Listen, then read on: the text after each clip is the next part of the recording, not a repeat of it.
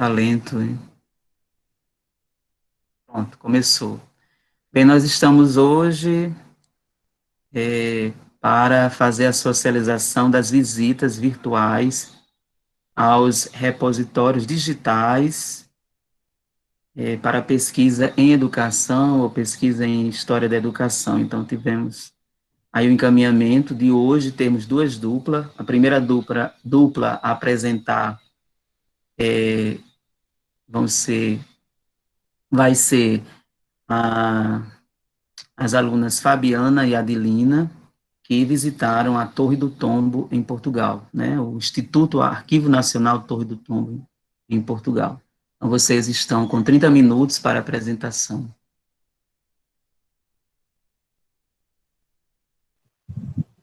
Ok, professor. Eu não acho que a gente pode até terminar antes. Não Não pode, tem problema. depois a gente abre para discussão, né, do tempo que sobrar. Uhum. Uhum. Tá, eu vou começando. Meu nome é Fabiana, para quem ainda não me conhece. A gente ficou, eu e a Adelina, para apresentar o Arquivo Nacional da Torre do Tombo, que se localiza em Lisboa. Esse é o layout inicial do site, né? Ele explica, né, que o Arquivo Nacional é um arquivo público, dependente da Direção-Geral do Livro, da Direção-Geral do Livro, Arquivos e Bibliotecas, vinculado ao Ministério da Cultura de Portugal. E tem um universo, né, diversificado de patrimônio arquivístico, incluindo documentos originais, desde o século IX, e nos mais variados tipos de suporte, cumprindo a sua principal missão de salvaguarda, valorização e divulgação desse patrimônio.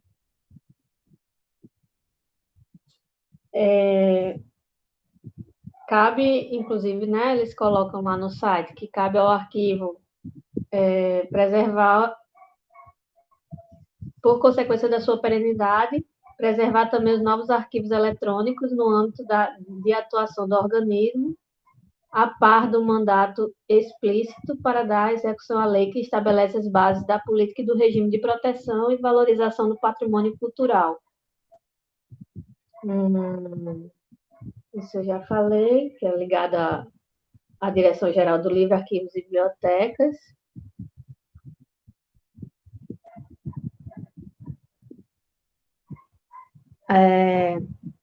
Aí aqui a gente fala um pouco das visitas presenciais, né? Que a visita na Torre do Tombo é realizada mediante visitas agendadas, por meio de preenchimento de um formulário disponibilizado na página do arquivo.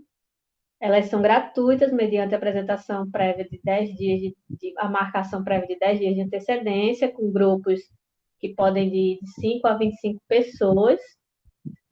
O conteúdo das visitas são a parte da área pública, uma introdução histórica e da missão do Arquivo Nacional, introdução à pesquisa online. Na página do arquivo também tem uma sondagem aos clientes, com a finalidade de medir e avaliar o desempenho dos serviços oferecidos pelo arquivo.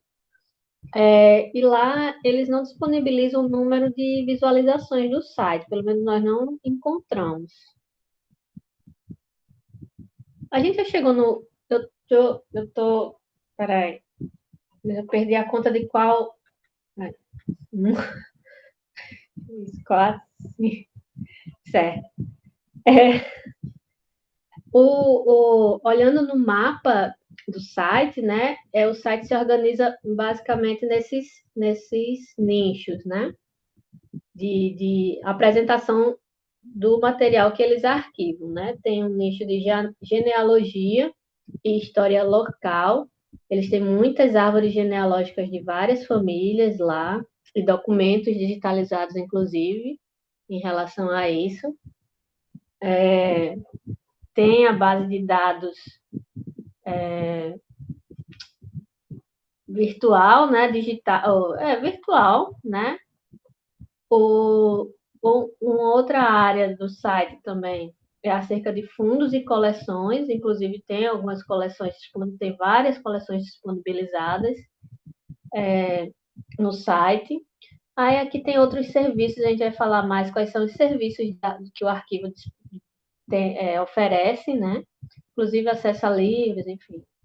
Tem algumas exposições virtuais, tem muitas exposições virtuais, na verdade, inclusive optamos por não expor assim, quais são as exposições, porque são muitas, ia ficar muito extenso mostrar todas as exposições que tem, mas vão de selos, retrato, tem muita exposição iconográfica, e também tem de documentos, tem até notação musical arquivada, tem muitas coisas. Né? E outro ponto do site é notícias, né? Em relação a eventos, que tem relação com os documentos, com a parte arquivada, né? Comemoração de datas relacionadas a material que eles arquivam, enfim. Esse é o layout o design do site na parte de pesquisa, né? E aí aqui mostra alguns documentos mais vistos, alguns documentos recentemente inseridos. Aqui tem algumas palavras de perguntas, de pesquisas mais frequentes. Eu achei interessante os nomes, né? Antônio, Manuel, Maria, João, José, basicamente, Santos, Silva. Acho que são nomes comuns, né? Então, aparece bastante. A questão da Inquisição, tem exposições sobre a Inquisição, que eu acho interessante também por aparecer aqui. Então, é isso. Acho que o próximo slide a Adelina vai falar sobre, não é, Adelina? Isso. Boa tarde, pessoal. Vou dar continuidade à apresentação. Boa tarde. A partir do momento a gente vai falar dos fundos e coleções, né? A Torre do Tombo, ela é detentora de mais de 1.000 fundos documentais, tanto de origem pública como de origem privada, certo? Produzido por pessoas coletivas, pessoas singulares e família. Então, é um público bem diversificado nessa produção, dessa produção coletiva. As coleções que integram o seu acervo, apesar de inferiores em número, conta-se com cerca de 50 e apresenta uma diversidade e grandiosidades únicas, né? Aí aqui do lado a gente traz algumas, tá, que vocês podem ver: Arquivo da Casa da Coroa, Administração Central, Administração Periférica, Domínios, Casa Real e casas anexas, arquivo de pessoas singulares, de família, associações, de empresas, de comissões e congressos, arquivos fotográficos, eclesiásticos, monásticos. Pode passar, Fabiana. E em relação aos serviços, né, que Fabiana já até tocou um pouquinho, um dos nichos anteriormente, né, nos slides anteriores. Tem o serviço da biblioteca, certo?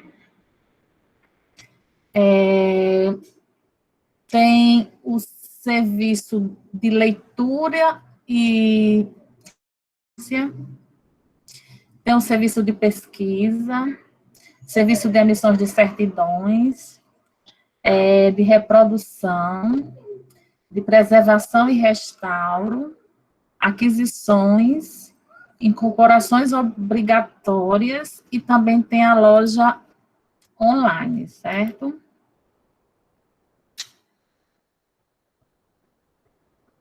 Aí eu vou falar um pouquinho, essa questão da leitura e de referência, ele diz que é livre, né, para todas as pessoas maiores de 18 anos, né, essa consulta, documentos, apenas é necessário possuir um documento de identificação.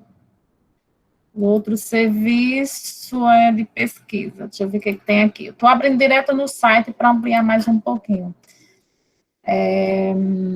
Realiza pesquisa nos seus fundos documentais para satisfazer a necessidade de investigação dos leitores ou de outras entidades públicas ou privadas, individuais ou coletivas, salvo nos casos expressamente previstos na legislação em vigor.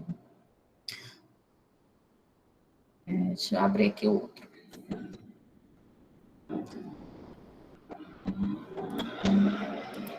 Pronto, pode passar, Fabiana. Como Fabiana falou, né, tem uma quantidade grande, né, de exposições, são 96 exposições virtuais, das mais variadas áreas, né,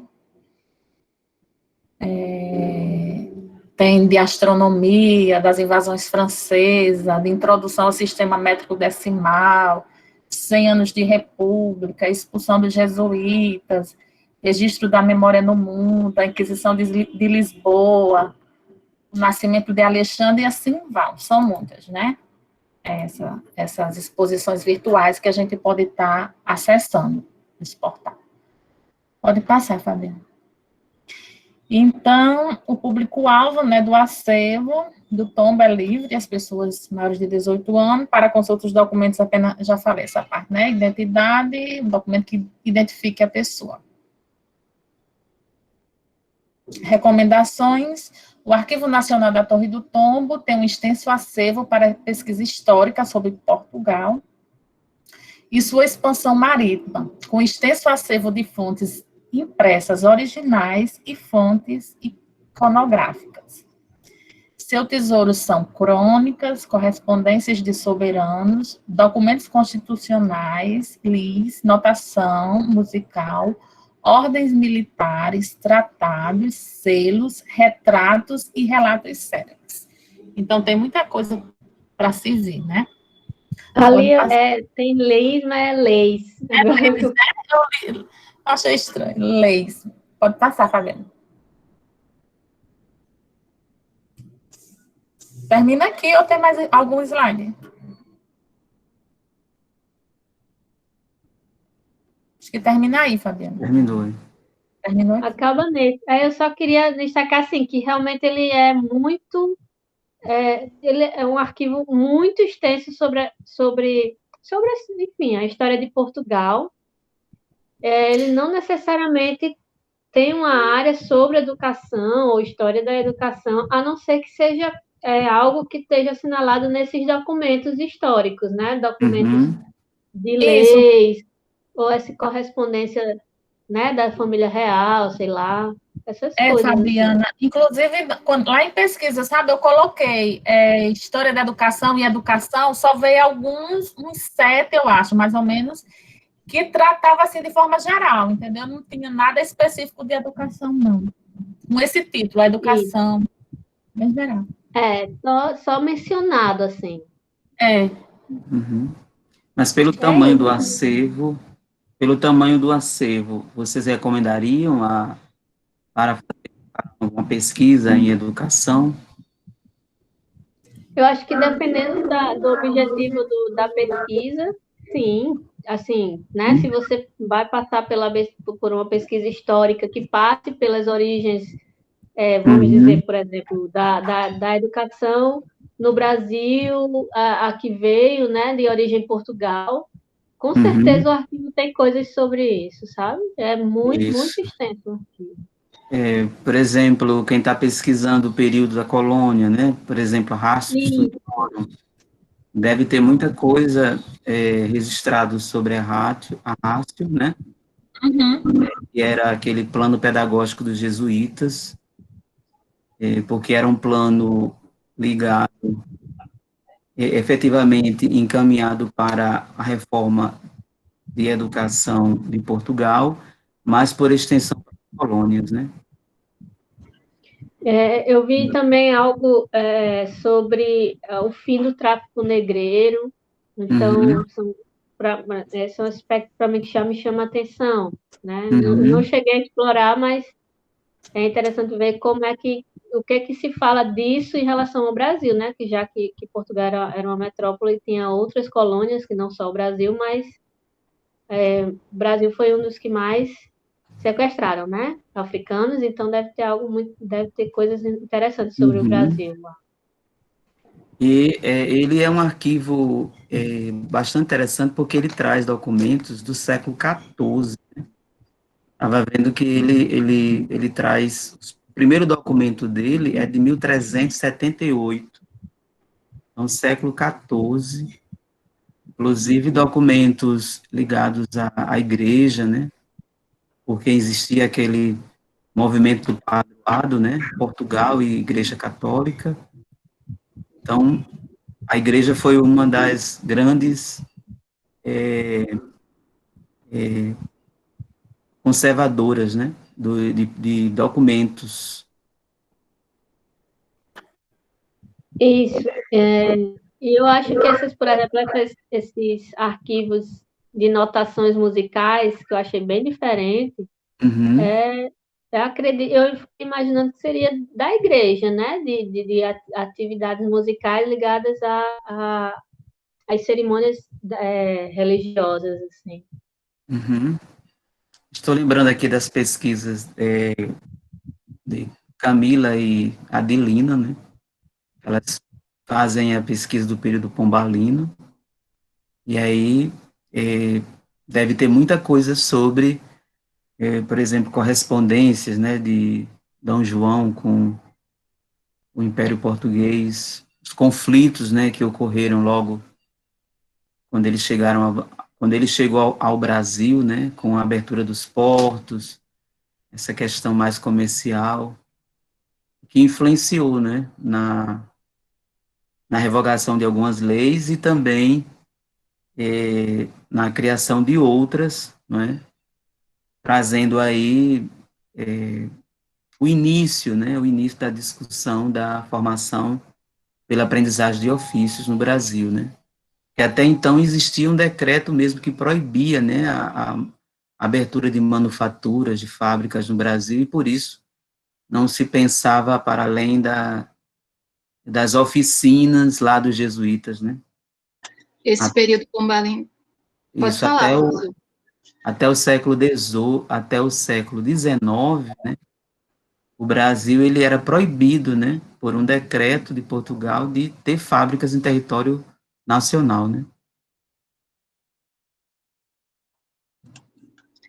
Eu estava pensando aqui, citando, que esses documentos do período pombalino deve ser muito importante, deve ser muito rico também em informações, porque é o período que Pombal também expulsa os jesuítas e transforma o modo de educação, né, aqui na colônia, né. Isso.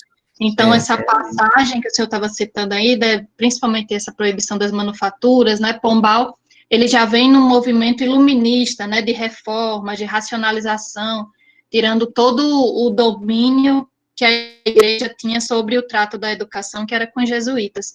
Então, para a gente que estuda educação profissional, eu acho que esses documentos, mesmo que não sejam direcionados diretamente, né, não estejam lá no campo educação, a gente consegue explorar eles Uhum. nesse sentido, né?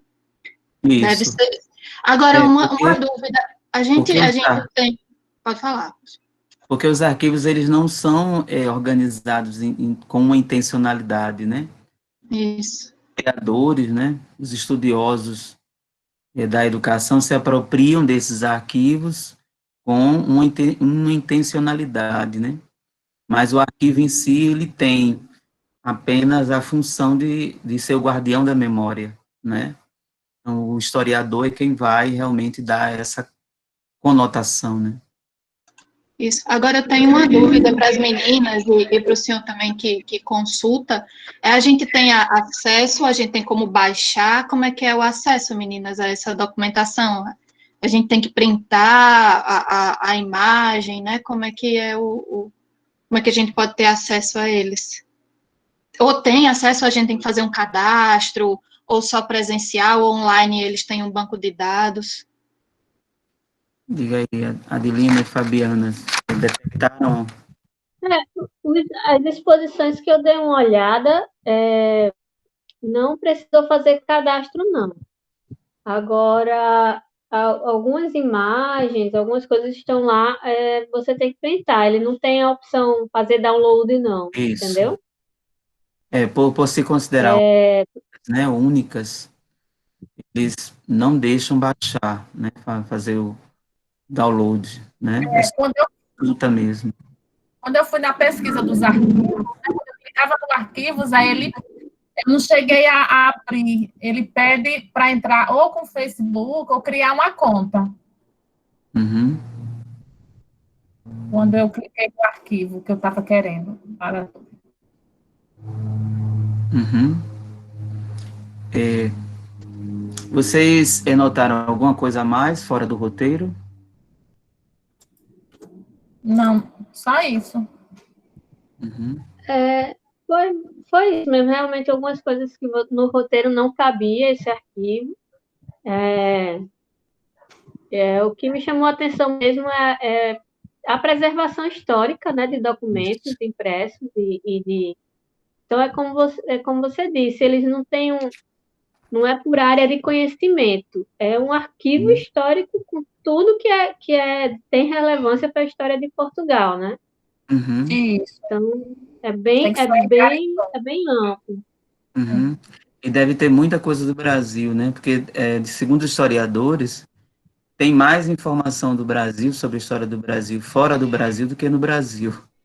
Inclusive a história escrita, né? A história paralela, né? Que a gente chama, escrita por outros sujeitos, que não aqueles que estavam aqui nas oligarquias, né? Ocupando os postos de poder. Eles mesmos deram, né? A versão que eles quiseram à história. Sim, A, os fatos, né? Que não deveriam ser publicizados nos livros, eles ocultaram. Então, estão presentes nos documentos, e muitos deles fora do Brasil, em Portugal, na Inglaterra, nos Estados Unidos também. E aí eu visitei, e aí tem-se aquela frase de que os povos de outros países sabem mais dos brasileiros, né? Sabem mais da história do Brasil do que os próprios brasileiros, por causa disso, né? E aí eu visitei alguns sites e eu vou também colocar os links lá para quem tem interesse. No YouTube tem uma exposição bem recente, faz 3 semanas, de Rafael Berker Botelho. É desse ano que ele fala sobre a Torre do Tombo, por onde começar, e ele também, por meio bem didático, ele mostra tudo isso que vocês falaram, e também a experiência que ele teve, né, de estar lá fazendo uma pesquisa de genealogia, né, porque ele encaminha esse site como um dos sites referências no mundo, né, de fazer pesquisa sobre famílias, não é? Certo? Então é muito importante esse site, não apenas pela diversidade de fontes que ele apresenta, aí você vai desde a escrituração até a iconografia, sonoro também, né, que você traz aí as partituras, né, é muito interessante esse repositório digital, né. Tudo bem até aí? Vamos passar para a segunda dupla. Silvânia e Rosemary já estão prontas. Olá, boa tarde. Boa tarde. Antes de passar para a próxima dupla, nós queremos, você, Fabiana e Adelina, não esqueçam de depois fazer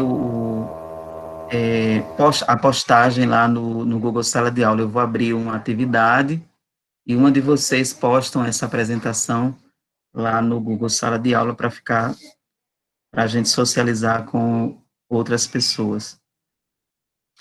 Silvânia e Rosemary agora vão falar sobre o repositório digital da Universidade de Chicago.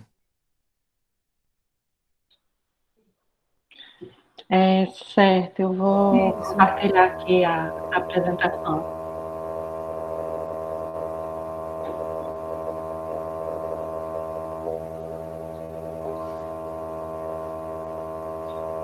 Estão me ouvindo agora?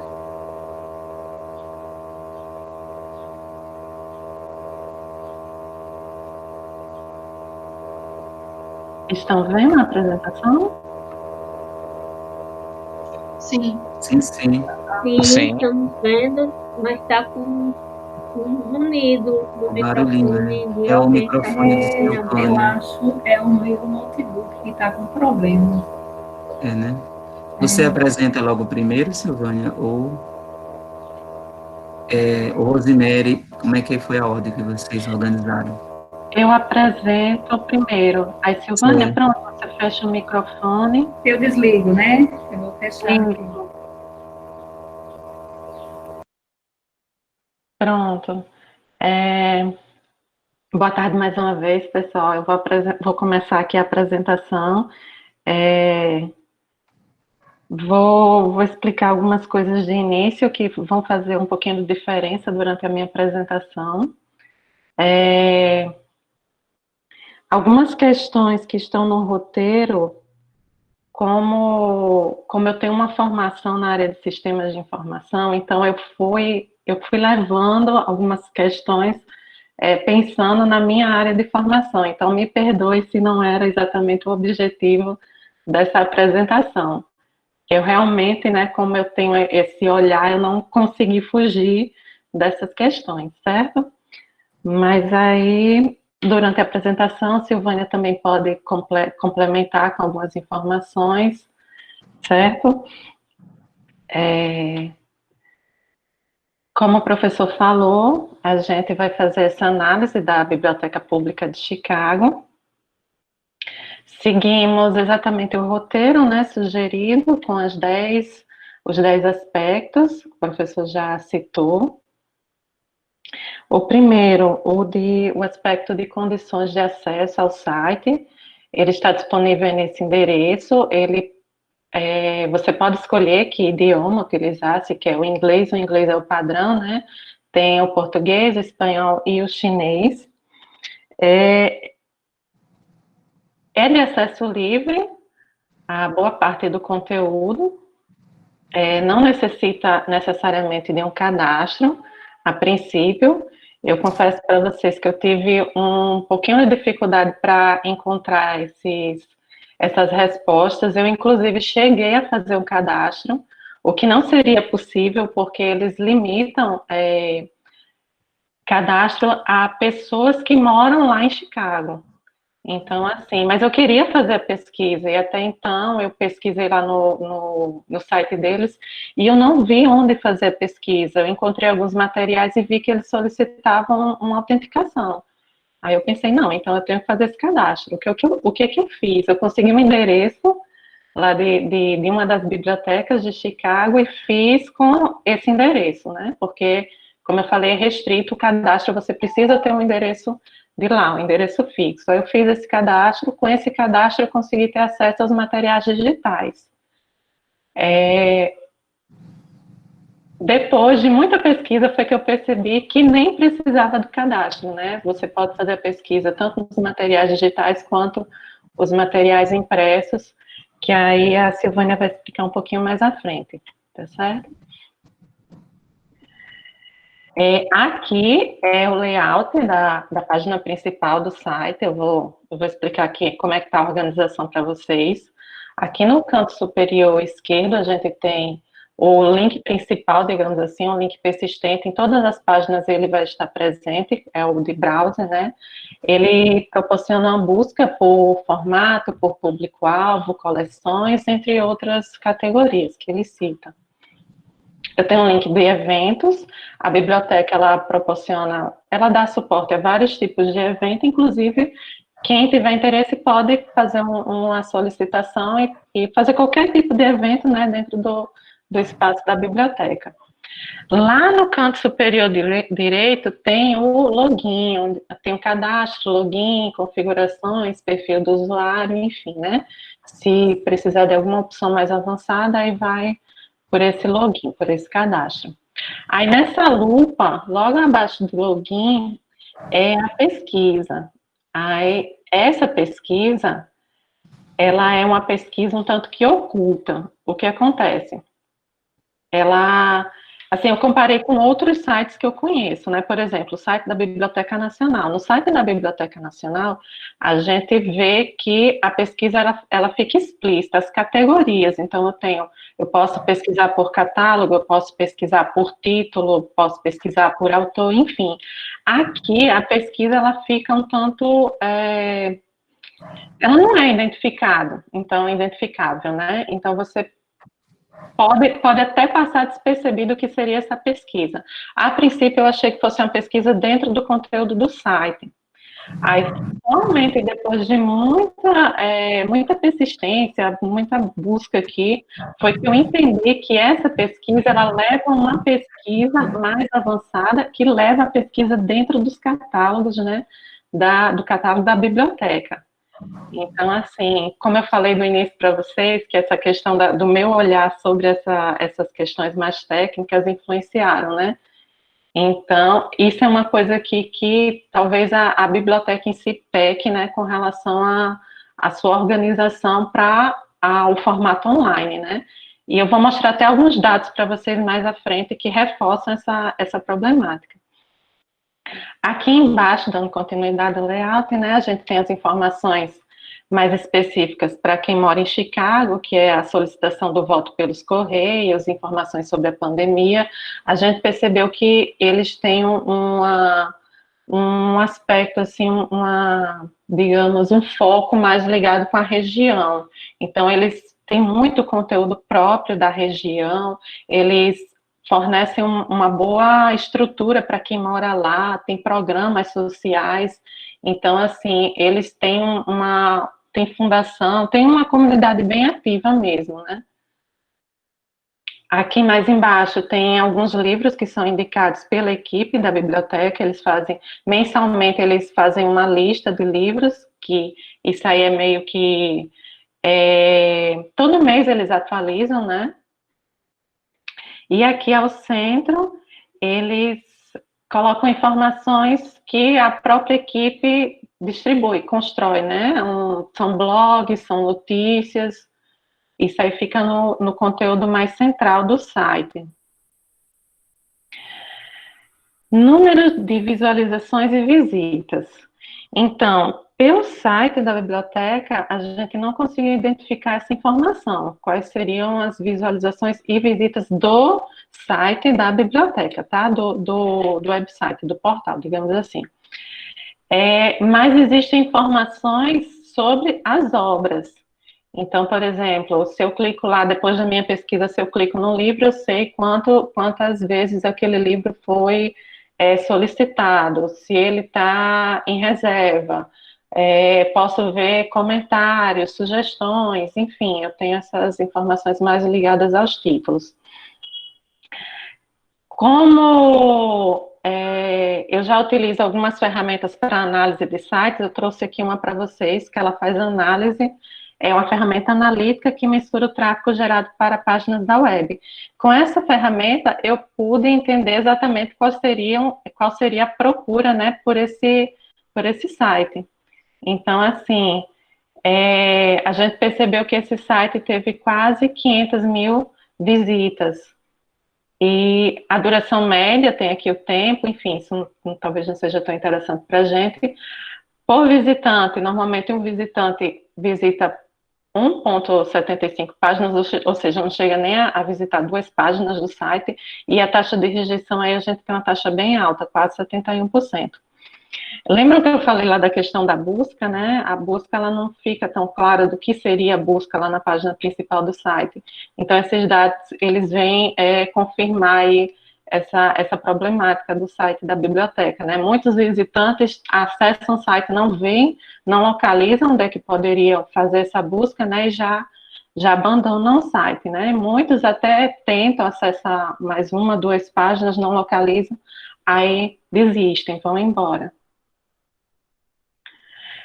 Outra questão que a gente viu é quais foram os principais países, de onde vem o principal tráfego, né, desse site. Então, a gente observa que os Estados Unidos é o principal país, né, digamos assim, o que mais consulta material do livro. Como eu falei para vocês, essa biblioteca ela tem muito material mas é muito material voltado para a região. Então, assim, são livros que fazem análise mesmo da cidade, do país, da América, enfim. Eu vi muito material mais focado mesmo neles, digamos assim. Aí a gente tem o Canadá, que também acessa, a China, Reino Unido, a Austrália, mas a gente percebe a diferença de acesso, né?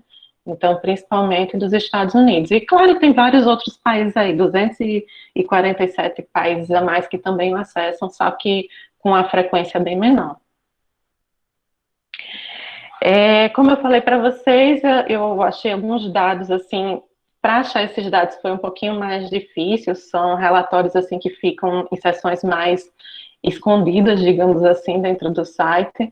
Então, eu vi esses números, mas são mais relacionados à biblioteca física, digamos assim. Tem números de circulação, que é questão de livros mesmo, de check-out, renovação de livros, que aí é uma coisa que acontece fisicamente na biblioteca, sessões de computador dentro da biblioteca, materiais retirados, reservados, quantidade de visitantes que acessam os prédios, sessões Wi-Fi que partindo de lá, né? Inclusive, eles têm uma coisa interessante que eu desconhecia. Eles fazem, além de fazer o empréstimo de livro, eles fazem o empréstimo de um esquema de pontos que os usuários podem levar esses pontos e acessar a internet com esses pontos de outros locais, né? Eu desconheci esse formato. A biblioteca, esse relatório, ele diz que esses números, de certa forma, podem ser menores do que o do ano passado. Esses números são desse ano, né?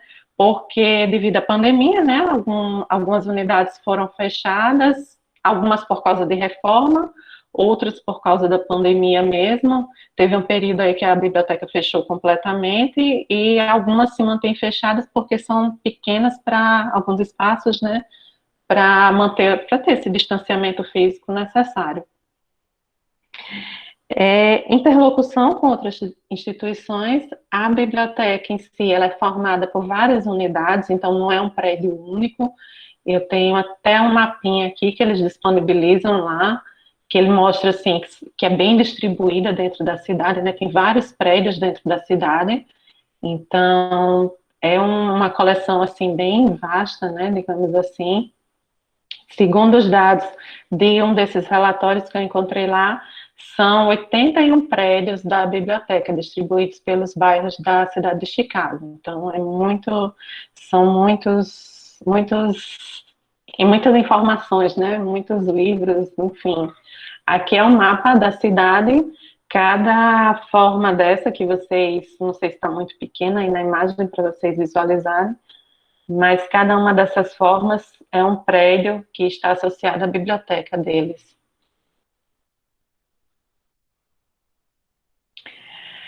Formas de organização. Então, dentro do próprio site, a gente já tem essas sugestões, né? São por formato, tem uma organização por formato, a organização por recurso, né? E por assunto. Então, aí, de início, como eu falei para vocês, até o momento que eu pensava que tinha que ter um cadastro, eu só conseguia pesquisar, não era nem uma pesquisa, né? Eu acessava o material por esses links. Então, assim, já era um material, de certa forma, selecionado. Mas além isso aí é só uma forma que eles encontraram, talvez, de categorizar por assunto, né? Por assunto, formato, recurso. Mas, assim, existe lá, como eu falei para vocês, a pesquisa avançada, que a gente pode pesquisar por termos, como a gente fez, e depois dessa pesquisa por termos específicos, por exemplo, história e educação, aí sim a gente selecionar qual o formato, o tipo do recurso, enfim. Os tipos de documentos disponíveis eu já mostrei, né? Tem livros, tem e-books, revistas, audiobooks, vídeos, programas de TV, música. Então, tem muitos formatos. Eu vou Deixa eu só voltar aqui. Silvânia? Me apresenta por pai, Eugênia. Tá ouvindo? Sim, Silvana, sumiu. Peraí, deixa eu voltar aqui. Pronto.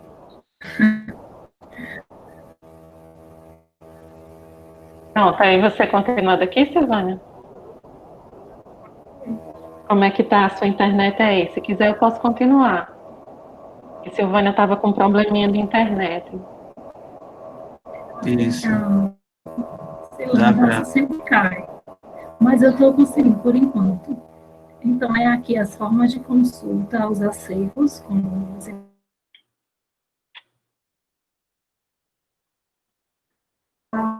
falou anteriormente. Eles dão as opções de idiomas, né? Porque no início eu até tive problemas, porque eu comentei com Rosimar é tudo em inglês, e agora eu não estou conseguindo entender, mas depois a gente tem essa opção de escolher o idioma, né? Aí aqui tem, como vocês dão para perceber, né? Tem, utilizando o sistema de busca, é possível utilizar o filtro do catálogo, ou seja, por aquilo que você realmente desejar pesquisar, né?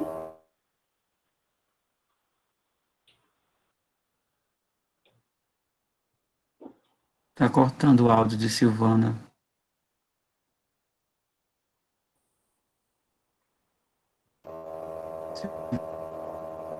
Tá ouvindo? Pronto, agora voltou.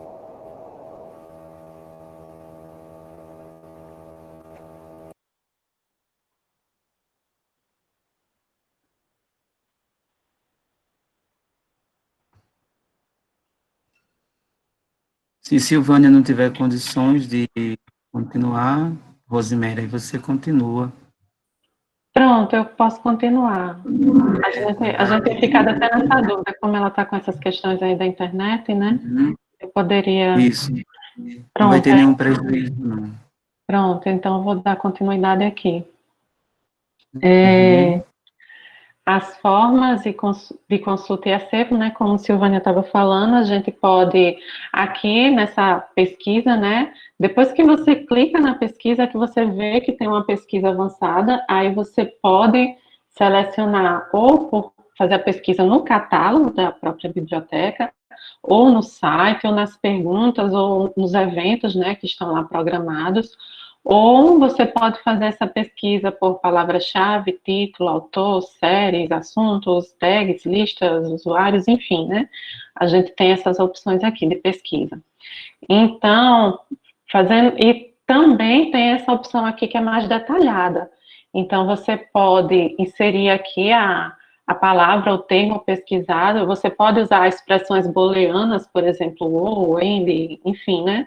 Pode fazer aí, como o Google faz, né, que a gente faz aquelas pesquisas com expressões. Então, aqui, a gente pode pesquisar também, inclui uma palavra, não inclui uma palavra, ou uma pergunta, a linguagem que ele foi escrito, a coleção, o período, a data da publicação, o tipo. Então, assim, são muitas opções para a gente fazer a pesquisa.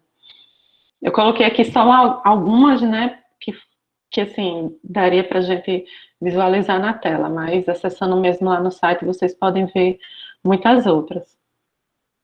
Aqui, a gente fez essa pesquisa por esse termo, né, educação e história, e a gente obteve 4.522 resultados, certo? Que são paginados aqui em diferentes formatos.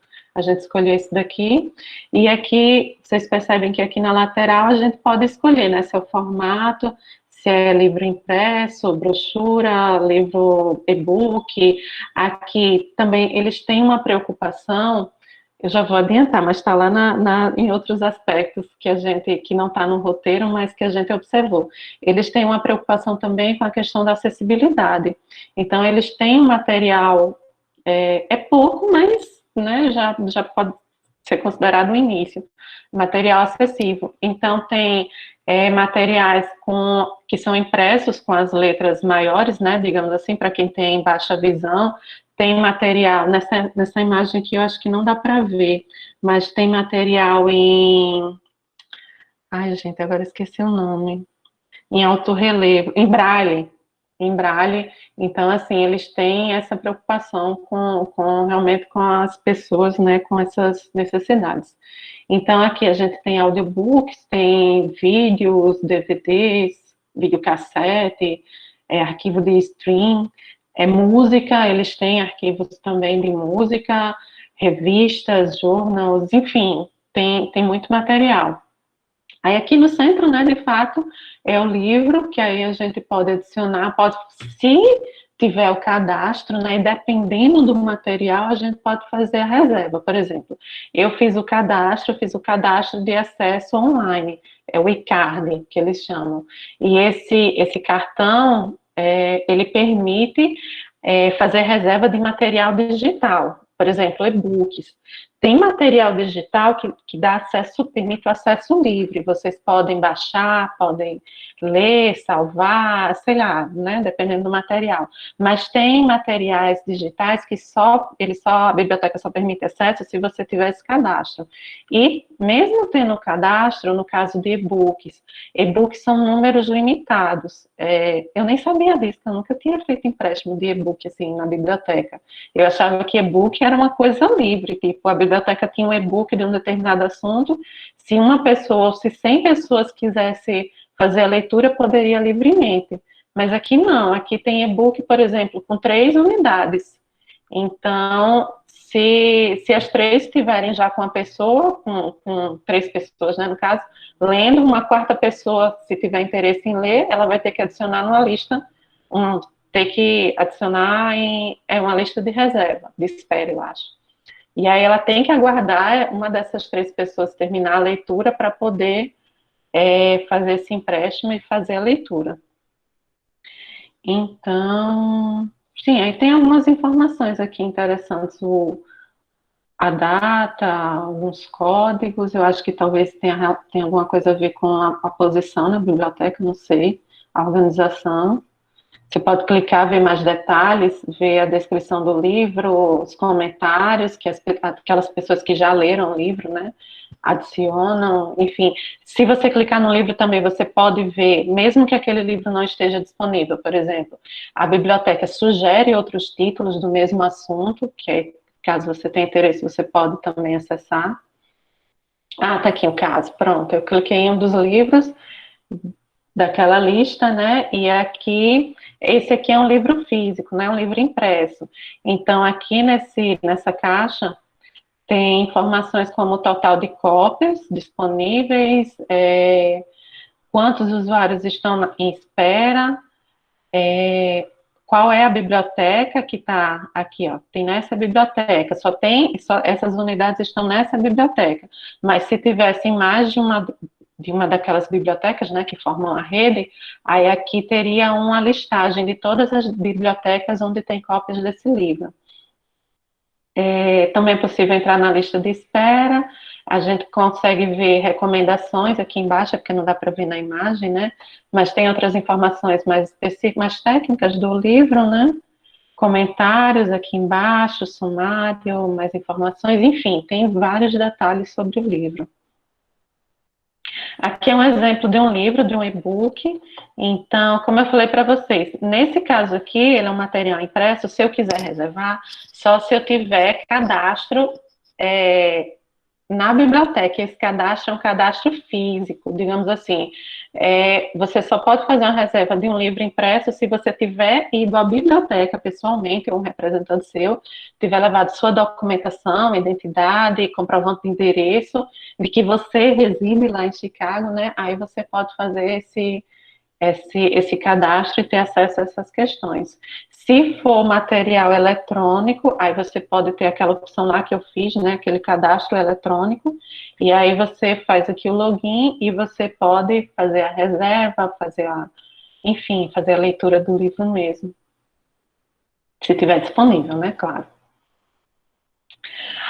Eu mostrei livros, né, livro impresso e e-book, mas existem outros tipos de materiais também que a gente pode pesquisar. Aqui é um exemplo. A gente pode, como a colega teve até uma dúvida na equipe anterior, né? A gente pode baixar esse material, pode imprimir, pode visualizar. Se você tiver, né, o programa, o Adobe, o Acrobat, aí você pode visualizar diretamente nele, se não você vê no próprio browser.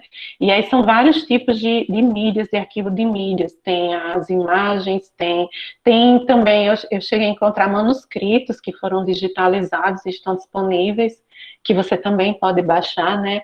Aí vai depender, claro, do assunto que você está pesquisando, né? Existência de alguma restrição.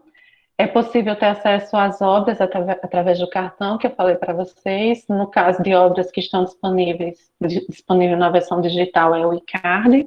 As obras físicas são restritas apenas a pessoas com endereço, residência comprovada em Chicago. Mesmo os e-books, audiobooks, podem ser renovados, então, se você está fazendo a leitura de algum material desse, chegou perto do prazo, para você continuar, você tem que fazer a renovação. Se alguém tiver reservado ele antes disso, aí você não pode renovar, né? Para ter o e-card, você tem que ser residente em Chicago, ter pelo menos 14 anos ou mais. E são mais algumas restrições. Menores de 14 anos podem ter também, mas os responsáveis devem autorizar. E é isso. Isso aqui eu já tinha falado para vocês. A recomendação, se recomenda o repositório, quais áreas, né, recomenda o repositório?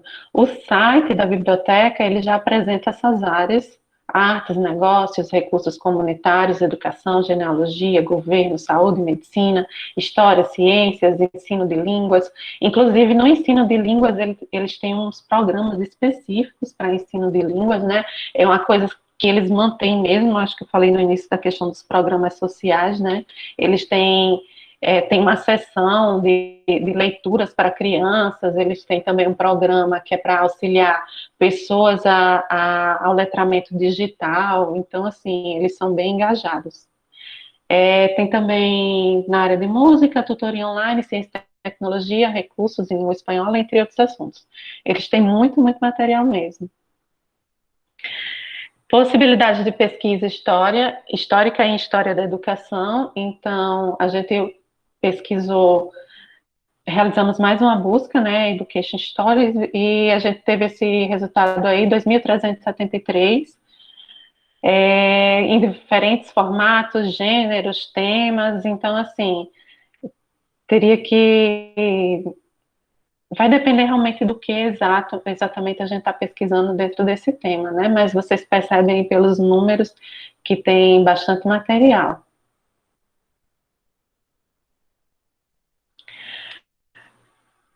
Esse aqui foi um dos livros que a gente obteve a partir daquela pesquisa.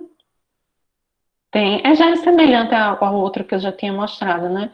Tem uma cópia de 3 disponíveis. A gente vê os formatos aqui. Esse aqui é e-book, né? A gente pode ler se tiver um Kindle, pode ver também no formato EPUB, pode utilizar um recurso online que é chamado Overdrive, que auxilia na leitura desses materiais, né, no gerenciamento, enfim. E a linguagem desse livro em específico, é em inglês. Eu acho que isso aqui eu estou repetindo, né, eu já tinha mostrado. Aí a gente tem também coleções organizadas por assuntos, por exemplo, informações históricas, arquivos digitalizados como fotos, documentos, manuscritos, noticiários, entre outros. Então, eu tenho várias opções aqui. E ele também, ele indica outras fontes de pesquisa. Então, aqui a gente tem esse site, por exemplo, que ele reúne catálogos, coleções, guias de materiais mesmo. Então, assim, segundo o próprio site, tem muito material que ainda não está devidamente catalogado. Então, ele está auxiliando nesse catálogo. E aí ele mostra por assunto, ele mostra vários tipos de materiais relacionados. Por exemplo, esse aqui são várias imagens, né, históricas.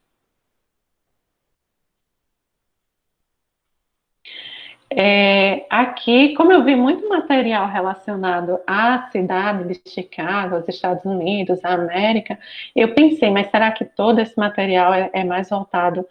Uma curiosidade que eu não falei para vocês, a Biblioteca de Chicago, eu estava lendo sobre a história, ela é bem antiga, né? Acho que por volta de 1800 e pouco, ela teve um incêndio e aí ela perdeu muito do material. Então, foi uma construção meio coletiva, meio não, foi uma reconstrução coletiva, digamos assim. Eles conseguiram doações de várias outras bibliotecas, de pessoas físicas mesmo, né, e conseguiram montar um acervo, talvez por isso a gente percebe que eles têm toda uma interconexão entre eles, né, são muito organizados enfim, eles têm essa construção coletiva mesmo entre eles, né? A gente percebe até pelos programas sociais. E aí eu pensei, não, mas será que eles só têm esse tipo de material? Pela quantidade de materiais que a gente vê pela busca, talvez eles tenham outro tipo de materiais. Eu pensei, não, eu pensei assim, eu vou pesquisar por um livro nosso, que talvez tenha lá. Eu pesquisei por Brasil, aí eu vi 3 unidades, a 3 unidades é pouco, o que eu poderia pesquisar para ver o que mais a gente poderia encontrar. Aí eu pensei, Paulo Freire, né, em referência internacional. Aí eu coloquei lá Paulo Freire, então eu encontrei aqui 44 livros impressos, né, 6 brochuras, enfim, a gente percebe que tem um material um pouco mais, que não necessariamente esteja relacionado apenas ao contexto deles, digamos assim. Mais aspectos que observou e não foi questionado nesse roteiro. Como eu já tenho falado para vocês, a questão da acessibilidade. Eles têm uma preocupação com essa questão da acessibilidade. O site diz que ele é acessível para pessoas com deficiência, mas caso alguém não consiga obter as informações, pode entrar em contato por telefone, por e-mail, inclusive fala que por lei, né, americana, eles têm um dever, e caso a pessoa não se sinta contemplada, atendida, ela pode entrar aí com requerimento formal e eles colocam esse endereço.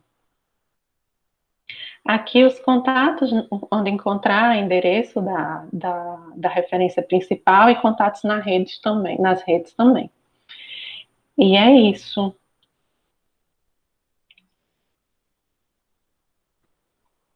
Muito bom. Obrigado, Silvânia, Rosemary.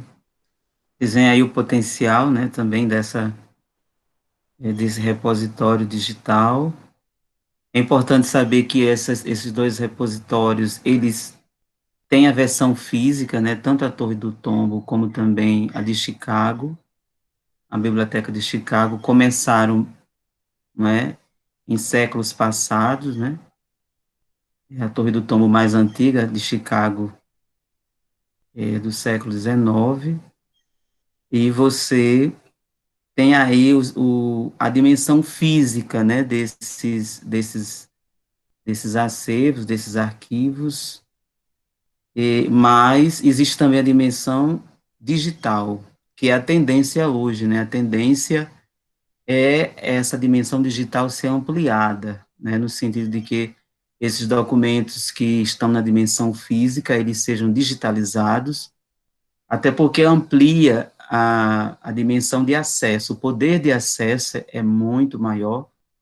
Uma coisa é você estar na cidade de Chicago ou em Lisboa para estar acessando fisicamente esses espaços. Outra coisa é você, do seu quarto e dentro da sua casa, você está entrando, né, nesses repositórios e tendo toda essa riqueza, né? E aí você vê que esse repositório de Chicago, ele dá essa disposição de baixar os materiais, alguns que são selecionados para isso, né, como o Rosemary falou, e eu achei interessante aí a questão da acessibilidade que a Fabiana e a Adelina não identificaram lá na Torre do Tombo, né? Eu também visitei lá e também não vi essa preocupação, que é algo que os repositórios apenas digitais hoje estão se preocupando, porque hoje nós temos repositórios que foram criados apenas na dimensão digital. Eles não fizeram essa migração do físico para o digital. Eles foram já criados, formulados de forma digital, né? Mas à frente nós vamos ter exemplos disso, né? Aqui no Brasil, algumas plataformas já são amplamente digitais, criadas com essa dimensão, né? Então, há aí uma potencialidade de abrangência maior. Eu achei interessante também esse mapa, né? Tanto de influência e das obras brasileiras também, né? Rosemary, Paulo Freire ali sendo colocado na vitrine, quando muitos brasileiros não valorizam, né? A perspectiva freiriana, o mundo todo, né? Se rende, se prostra, né? Diante das proposições de educação freiriana, né? Então, são obras que estão nas maiores bibliotecas do mundo e as mais consultadas, né? Então, daí, a gente repensar realmente que o mundo valoriza, né, o que nós vamos aprender a valorizar, sim, né? Silvana queria falar, ela abriu o microfone, ou é só um teste para ver se sumiu o zumbido? Matheus, minha internet Silvana. caiu, eu consegui. Oi. Uhum. Tá ouvindo? Estou escutando. A internet tinha caído, eu consegui voltar agora. Consegui voltar agora, entendeu? Por isso que eu já voltou ligado. Mas só quero pedir desculpas pela apresentação que não deu certo. Eu até coloquei no chat que eu estava nessa mesma condição sexta-feira, né? Foi aquela bela recepção, eu fiquei com tanta pena, porque eu entrava e saía. A internet estava inconsistente, eu só consegui resolver no domingo. E realmente eu perdi aquela festa bonita, né, dos alunos, dos professores, aquela recepção calorosa, né, e fiquei com muita pena, mas é coisa que realmente foge ao nosso controle, né. A internet, né, o sinal de internet é uma entidade, é como se fosse água que foge sobre os nossos dedos, né. Então, a instabilidade estava grande, e a gente não conseguia conexão, e a gente não pode ser penalizado por isso, né? Essa questão da dimensão virtual tem desses entraves, dessas contradições, né? E aí eu queria conversar com vocês agora, esses poucos minutos que a gente tem, da gente fazer um estudo, uma comparação, né? As duas duplas compararem aí. Eu visitei os dois repositórios, eu, particularmente, eu não sei se é por causa da do entrave da língua, né, eu achei o site, né, a plataforma da Torre do Tombo mais fluida, né, assim, de cara, quando você entra, realmente você tem um diálogo mais perene com a Torre do Tombo. Mas já a Biblioteca de Chicago, você precisa de um tempo para compreender a lógica, como disse Rosemary, precisa estudar, né, toda aquela, a dimensão e onde estão escondidos, né, os arquivos, os acervos, né, porque como é um espaço que também é promotor de eventos, então isso muitas vezes se confunde dentro da própria plataforma. Eu acho que precisa ficar muito, muito claro essas divisões. Não sei se a Rosemary, junto com o Silvana, sentiu isso, né, na plataforma de Chicago. O que é que vocês Isso, Matheus, a mesma impressão? Isso, eu senti bastante. E como eu te falei, como eu tenho esse olhar também da estrutura em si, como formato, né? Então, assim, eu percebi que tem algumas coisas que poderia realmente melhorar, porque como você vê, o conteúdo central de um site é o que mais interessa ao visitante, e lá na Biblioteca de Chicago, qual era o conteúdo central? Eram informações de blogs, então, assim, por Uhum. mais que sejam notícias, mas quando a gente chega para pesquisar no site da biblioteca, o que que a gente espera? É o conteúdo, né, próprio da Isso. biblioteca. E isso realmente na biblioteca de Chicago eu percebi que ficou a desejar. Até a própria busca, né, não fica muito claro, como a das meninas, né, da Uhum. Fabiana.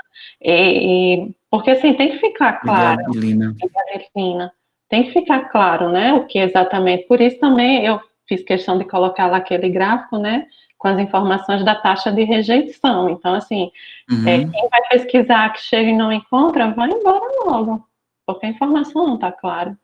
Isso, e eu acho que esses repositórios, eles pecam muito de não ter um espaço para essa avaliação, né? Alguns já têm, né, dos usuários chegarem e falarem sobre o acesso, sobre a disposição da organização, né?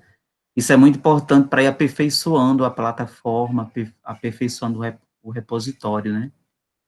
Isso, verdade. Eles têm até eles têm um canal, mas eles falam a questão da acessibilidade, né? Eles focam que pode até ser questionada, porque assim, eu tive a curiosidade de testar a acessibilidade deles, não está muito legal não, né? Mas assim, pelo menos eles deixam um canal para ter esse retorno com relação à acessibilidade, mas outras questões, por exemplo, poderia ter um mapa do site, como pesquisar. Então, isso não tem, né? Não fica claro. Isso, eu acho que eles deveriam trazer essa dimensão da biblioteca viva, né? Que está na dimensão física, né? Lá em Chicago, dentro da cidade, para dentro do repositório em relação ao mundo, né? Essa Isso, questão ainda está muito centralizada nos Estados Unidos, apesar da riqueza que eles têm, mas eu acho que deve muito a essa questão dos caminhos de acesso, né? é. Mas aqui a gente Eu queria vê... destacar, não, Hum, só que o aplicativo que as meninas usaram, que mostra bem o acesso e tal, acho que é coisa de bibliotecária, talvez uma das duas seja, não uhum, sei, mas eu acho que achei foi bem Rosemary. interessante. Uhum, Achei bem interessante, porque diz, né, é, uma série de informações que de fato a gente não veria no site e caracteriza bem, né? O público-alvo fica bem mais caracterizado daquela forma, achei bem legal. uhum. A gente for fazer uma comparação, né, o repositório digital de Chicago, ele se aproxima mais de uma biblioteca, apesar de ter acervos em forma de arquivos, né, para além do livro impresso, né, e a Torre do Tombo, realmente, ela está mais para um arquivo, né, de documentos, de fontes variadas, e que eu vejo que peca no sentido dessa questão da acessibilidade, né, que eu acho que precisa melhorar, e também a questão do desse relatório aí, né, do relatório de acessos, né, acessos e acessibilidade, né, porque aí o acesso diz respeito a número de visitações e acessibilidade, se eles têm os recursos, né, para pessoas surdas, pessoas cegas, com baixa visão, né, para estar também visitando esse acervos e esse arquivo, né, certo? Então, eu queria fechar só frisando que nós concluímos, né, a princípio, de que, seja em qualquer língua, né, em qualquer nação, a gente pode estar acessando, a partir da rede de computadores, da internet, esses repositórios. Temos como exemplo Portugal e Estados Unidos, mas a gente pode estar fazendo uma visita aí nos 5 continentes, identificando repositórios digitais, e alguns, eles estão já equipados para você fazer a seleção para a língua mais próxima. Por exemplo, se não tem português, tem espanhol, tem francês, que tem uma origem latina e que facilita a compreensão, né? Mas parece que todos têm o inglês, né, pelo fato do domínio, né, dos Estados Unidos, né, do imperialismo, a língua inglesa, ela finda sendo a predominante, e você pode estar acessando. Agora, o que é imprescindível são duas coisas. Ao entrar nesses repositórios digitais, é compreender a lógica de organização e funcionamento deles, né? Isso é muito importante, né? Porque cada repositório desse tem uma interface, chama interface de funcionamento. Então, é necessário realmente, a primeira visita, você gastar tempo em compreender essa interface, né, de organização e funcionamento. Depois, é ter clareza do que quer achar. E aí eu achei interessante a proposição de Rosimeire quando ela falou da questão dos descritores, né? Ela procurou num descritor mais amplo, que foi Brasil, depois foi para um descritor mais específico, né? Que foi aí obras relacionadas à educação, à história e tal. Então, foi bem interessante esse exercício, e quem está fazendo pesquisa deve ter essa postura diante desses repositórios, né? Compreender a interface, né? E depois ter encaminhar, né? Na caixa de pesquisa os descritores mais apropriados, né? Então, ir testando descritores mais amplos até os mais restritos, para identificar materiais dentro desses arquivos, dessas bibliotecas e desses acervos, certo? E realmente exige tempo, né? Quem está fazendo pesquisa de documentos, né, levantamento de documentos, tem que trabalhar dentro dessa perspectiva da garimpagem, né? Ou seja, o que é que o garimpo faz, né? Ele vai e joga lá, não é, é, o seu artefato, né, dentro da água, e fica ali procurando. Então, ele não acha da primeira vez, então lança novamente. E assim o seu instrumento de trabalho, ele vai, não é, à água, né, e ali dentro do minério várias vezes até encontrar algo. Então, quando os historiadores da educação e do campo da história mesmo diz que fazer pesquisa em história, e em história da educação, é garimpar, vem dessa perspectiva de realmente não se cansar. O exercício do historiador realmente é esse, é procurar, e nessas dimensões aqui dos repositórios digitais, o campo de pesquisa, a caixa de pesquisa, tem que ter várias tentativas de descritores dessa dimensão mais ampla para as dimensões mais específicas, até encontrar algo que seja interessante, que tenha relação com o objeto de pesquisa. Então, eu particularmente, se eu estivesse fazendo pesquisa, eu iria visitar a Torre do Tombo, e eu indico aí para a Camila e a Adelina, que estão aí no século XIX, fazer uma garimpagem lá na Torre do Tombo para ver essa questão aí do período pombalino, do período aí do Império, que é o cerne, né, da pesquisa do século XIX, certo? Então, hoje nós estamos terminando, eu quero parabenizar a dupla, quer que os outros alunos e alunas acharam das apresentações, tem alguma dúvida sobre esses repositórios, se interessaram por algum deles, chamou a atenção. Nós vamos colocar também lá no Google Sala de Aula os links, né, para acesso desses 2 repositórios, para vocês fazerem uma viagem lá, navegar e se perderem dentro desse repositório. É bom se perder dentro desse repositório, depois se acha. E aí, Cícero, seja bem-vindo. Vamos lá, boas-vindas a Cícero, boas-vindas a Jefferson, que não estavam no encontro passado, poderiam se apresentar, dizer que área é. Podem fazer essa rodada no encontro passado que vocês não tiveram. Sejam bem-vindos. Obrigado, professor. Obrigado, pessoal. meu nome é Jefferson França, sou formado na área de História, Uhum. atuo como professor atualmente e fiquei aqui observando as apresentações e me deparei com uma coisa interessante no primeiro grupo, que foi Uhum. justamente a citação, logo no início da apresentação delas, de que a Torre do Tombo, ela é um dos referenciais de repositório de conhecimento de Portugal. Então, eu fico imaginando, se apenas um local possui essa riqueza de conhecimento, imagine todas as outras áreas que existem em Portugal, né, que é uma referência Uhum. para a gente que é na área de história, principalmente, que trabalhamos com história do Brasil, com a história do período colonial.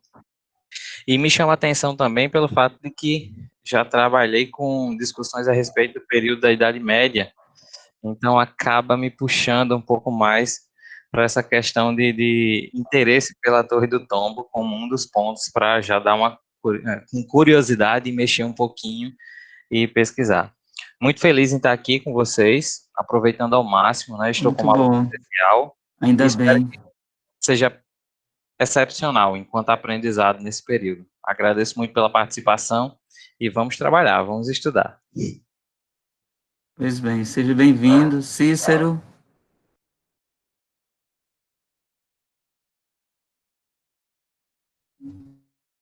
Professor Cícero está dizendo que Cícero, está seja sem bem-vindo. microfone. Ah, sim, deixa eu ver, estava olhando no chat. Tá certo, Cícero, seja bem-vindo. Cícero e Jefferson eram os únicos que ainda não tínhamos tido contato, né? Então, eu fui realmente investigação no método indiciário e cheguei a cada um deles. Inclusive, né, nessa procura por Jefferson, eu encontrei outro Jefferson. Era José Jefferson Silva de França, eu pensando que era Jefferson Silva de França. Aí depois a pessoa disse, não, eu não fiz matrícula aí, não. Talvez eu possa até fazer. Digo, tá certo, eu estou procurando outro Jefferson. Ele botou o nome completo. Mas muito bom ter vocês aqui. Nós terminamos esse encontro de hoje dizendo que eu já abri já lá o tópico, no tópico atividades, né? Uma atividade para vocês colocarem os slides, a dupla Fabiana de Lina, Silvana e Rosemary, colocar lá no Google Sala de Aula, já postar uma das duas, né, da dupla, pode estar postando lá, certo? Que eu já sei quem são e quem são os trabalhos. Essa gravação também vai ficar acondicionada no nosso Google Sala de Aula para quem quiser rever, não é? Assistir. E no próximo encontro nós vamos ter mais duas duplas, né? E aí nós vamos vir para o Brasil, né? Isso é muito importante. A gente já tem repositórios digitais no Brasil e nós vamos ver aqui quais são as duas duplas da próxima semana, dia 20/10. Nós temos aí Camila e Joventina com a Biblioteca Nacional e Geovilda e Angel com o repositório da Fundação Getúlio Vargas, né? São duas preciosidades, patrimônio, não é? Nacional, esses dois repositórios que estão de forma virtual e vamos torcer para que no Brasil se institua uma cultura de preservação dos acervos. A gente sabe que, vez por outra, os físicos pegam fogo e a gente precisa da manutenção também desses repositórios virtuais, porque se não tiver alguém que conserve, né, que alimente, esses repositórios ficam desatualizados, ou mesmo tem problemas de acesso, ficam fora do ar, e é necessário realmente que o governo crie uma política, é algo que a gente tem que clamar, nós que fazemos pesquisa em história, e em história da educação, a gente tem que levantar um movimento político para a preservação do patrimônio histórico e cultural material e imaterial no Brasil, né? A gente não tem essa cultura, essa tradição, né? A gente está anos-luz distante do que ocorre, né, na Europa, e a gente precisa, né, enquanto guardiões dessa memória, realmente clamar e também militar. Na verdade, é ser militante dessa causa, porque no Brasil as causas sociais, elas só vêm à tona, né? Elas só se instituem por meio de lutas e lutas de categorias, lutas de grupos, e nós historiadores, tanto de formação como também de atuação, né? Precisamos fazer isso, né? E esses repositórios, tanto físico como virtuais, eles precisam ser preservados e ampliados e democratizados. É isso mesmo, né? Para que nós, historiadores, tenhamos campo de atuação, né? Então, eu quero agradecer aí a participação de todos e todas, as duas duplas que apresentaram brilhantemente aí os dois repositórios internacionais, e próxima terça-feira estaremos aqui com mais dois repositórios. Eu quero terminar com poesia, né? Alguém trouxe poesia hoje? Alguém trouxe alguma poesia? Eu trouxe a minha aqui só de, é, de reserva, mas eu queria ver se alguém trouxe alguma poesia, porque a gente está instituindo também essa cultura, começar com música, terminar com poesia, aos encontros. Alguém trouxe poesia? Professor, eu não trouxe, nem sabia, da próxima eu já fico ligada ainda vai trazer alguma coisa. Sim. Você trouxe? Não, dessa vez não. Então, próxima terça, quem quiser trazer poesia para o final, certo? A gente está começando com música, e aí eu botei músicas hoje relacionadas ao tempo. Mas quem for entrando e quiser também, né, naquele momento de espera, porque a gente começa, tem gente que entra antes das 14h30, pode ir também compartilhando música, né? Eu vou começando, aí eu tenho aí coloca. E assim a gente faz um repertório, uma trilha sonora bem legal, não é? Compartilhando música no início, e no final compartilhando poesia. E aí, como eu botei música sobre o tempo, eu trouxe aqui uma poesia de Mário Quintana, né? Mário Quintana, O Tempo. Diz assim: a vida é o dever que nós trouxemos para fazer em casa. Quando se vê, já são 6 horas. Quando de ver, já é sexta-feira. Quando se vê, já é Natal. Quando se vê, já terminou o ano. Quando se vê, perdemos o amor da nossa vida. Quando se vê, passaram 50 anos. Agora é tarde demais para ser reprovado. Se me fosse dado um dia, outra oportunidade, eu nem olhava o relógio. Seguiria sempre em frente, iria jogando pelo caminho a casca dourada e inútil das horas.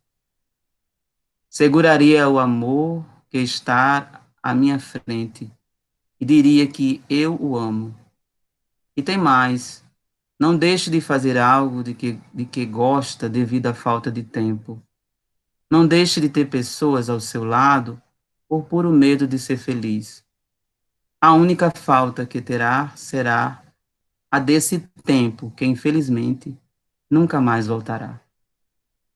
É escrito aqui por Mário Quintana, né, esse presente sobre o tempo, da gente aproveitar as oportunidades, né? Às vezes o tempo nos traz oportunidades, se a gente não abraça essas oportunidades, elas nunca voltam, né? Então, um abraço no coração de todos vocês, um abraço virtual, né? No coração de todos vocês, e até próxima terça-feira com mais repositórios digitais e mais reflexões sobre essa dimensão de pesquisa em história. Um abraço e até a próxima. Um abraço, Boa Camila. tarde. Boa Boa tarde a tarde. todos. Professor. Um abraço, Angel, Boa tarde, professor. Fabiana, Geovilda, Jefferson. Não esqueceram de assinar a lista de frequência, né? Todos assinaram? Sim, sim. Pois Sim, bem, professor. não se esqueçam de assinar a lista de frequência. Eu vou inovar, depois a gente vai, inspirado na lista de frequência, fazer alguns sorteios, viu, mais na frente. Sorteios de Legal. livros, para a gente animar. A Tá plataforma ótimo. precisa pulsar. Tá ótimo, professor. Gostei Jeff, demais. Boa Jefferson, um tarde. abraço. Jéssica, Juliane, Até mais. Tchau, tchau. Joventina, nós temos encontro essa semana, viu? A internet retornou aqui. Carolina, Tá certo. Tchau, professor. Tchau, Maria pessoal. Divina. Geovilda, Já. pesquisando nessas plataformas, eu vi que a gente pode dar uma conotação de geração, a gente trabalhar com o termo genealogia, viu? Entendi. Isso. Porque geração pode ser confundida com uma questão de criança, né? É muito, no campo da história, geração para criança. Rosimério, um abraço. Silvânia. Oi, professor. Tchau, professor. Certo, a gente se encontra para discutir isso aí. Um abraço, Tá Adelina. Outro. Tchau, pessoal. Até a próxima. Tchau, professor. Tchau. Até mais. Um abraço Isso. grande. Eu fico aqui até o final, porque eu sou anfitrião. Aí, o anfitrião fica até o final para fechar a porta da sala. Eu vou terminar aqui. Vamos fechar a porta.